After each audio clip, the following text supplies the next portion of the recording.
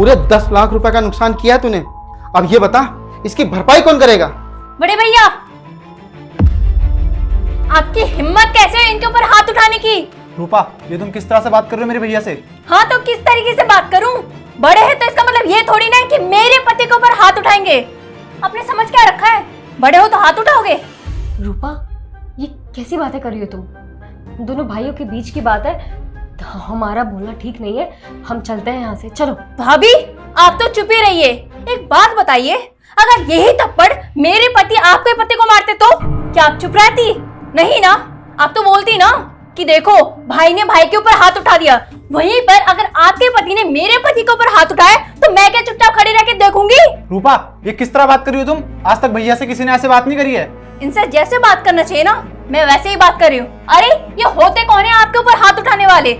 आप अब छोटे नहीं हो, बड़े हो चुके हो, मेरे पति हो, इनकी भी कोई इज्जत है। लेकिन अब ना, मैं ये चीजें बर्दाश्त नहीं करूंगी। अरे छोटे थे तो आपने हाथ उठा लिया, लेकिन अब क्यों? आप ये बड़े हो गए, शादीशुदा है ये। आपका कोई हक नहीं बनता कि आप इनके ऊपर हाथ उठाओ। और जब तक मैं जिंदा हूं ना, ये कभी होने नहीं दूंगी मैं, समझे आप? रूपा, बस हो गया। भैया से इस तरह से बात मत करो, मुझे अच्छा नहीं लग रहा। आप तो चुप ही रहिए। और अब ना बहुत हो गया, अब एक सेकंड भी मैं इस घर में नहीं रुकूंगी।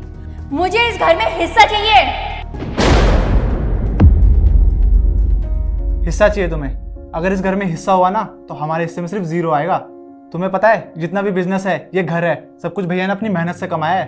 और मेरा इस घर में कुछ भी नहीं है। मैंने सिर्फ भैया को लॉस कराया है। और जब मैं छोटा था ना, तो बाबूजी इस दुनिया को छोड़ के चले गए थे।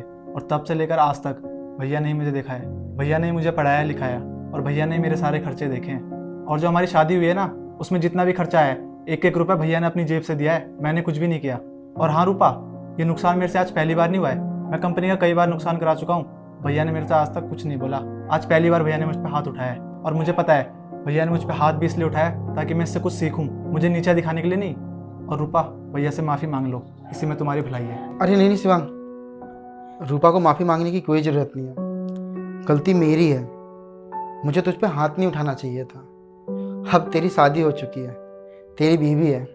जब तू छोटा था तब बात अलग थी, लेकिन अब तू बड़ा हो गया है।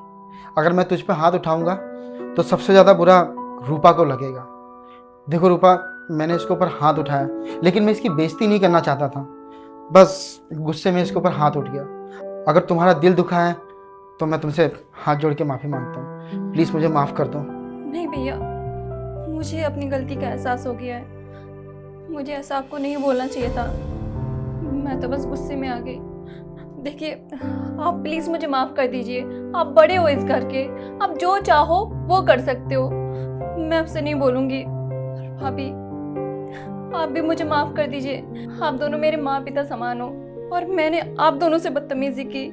हाँ, जो भी हमें ना, आप दोनों के बदौलत है। लेकिन अब से मैं ऐसा कुछ भी नहीं करूँगी। प्लीज़ मुझे माफ़ कर दीजिए। कोई बात नहीं रूपा, देखो मेरा फर्ज था तुम्हें समझाना। दोनों भाई हैं, आज नहीं तो कल साथ में ही रहेंगे। और वैसे भी अगर बड़ा भाई छोटे भाई को नहीं समझाएगा तो कौन समझाएगा? दुनिया तो सिर्फ तमाशा देखती है, लेकिन दुख सिर्फ अपनों को होता है अगर कोई अपना कुछ बुरा करता है तो। और हाँ, एक बात को हमेशा ध्यान रखना, तुम्हारे बड़े भैया तुम लोगों से बहुत प्यार करते हैं। शिवांग को तो उन्होंने तब से संभाला है जब शिवांग छोटा बच्चा था। और इसीलिए जितना प्यार वो अपने बेटे से करते हैं, उतना ही प्यार वो शिवांग से करते हैं। हमारे आरव पे भी तो ये हाथ उठा देते हैं, लेकिन आरव ने कभी पलट के कुछ नहीं बोला। अपने आरव जैसे समझते हैं शिवांग को, इसीलिए आज बस इनका हाथ उठ गया। बस हम औरतों का फर्ज है कि हम दोनों इन दोनों के बीच में कुछ ना बोले। जी भाभी। चलो ठीक है, तुम दोनों अपने रूम में जाओ। और रूपा, ये जो कुछ भी हुआ है ना, इसके बारे में ज़्यादा सोचने की ज़रूरत नहीं है। ये तो हम भाइयों का प्यार है, ये सब तो घर में चलता ही रहता है।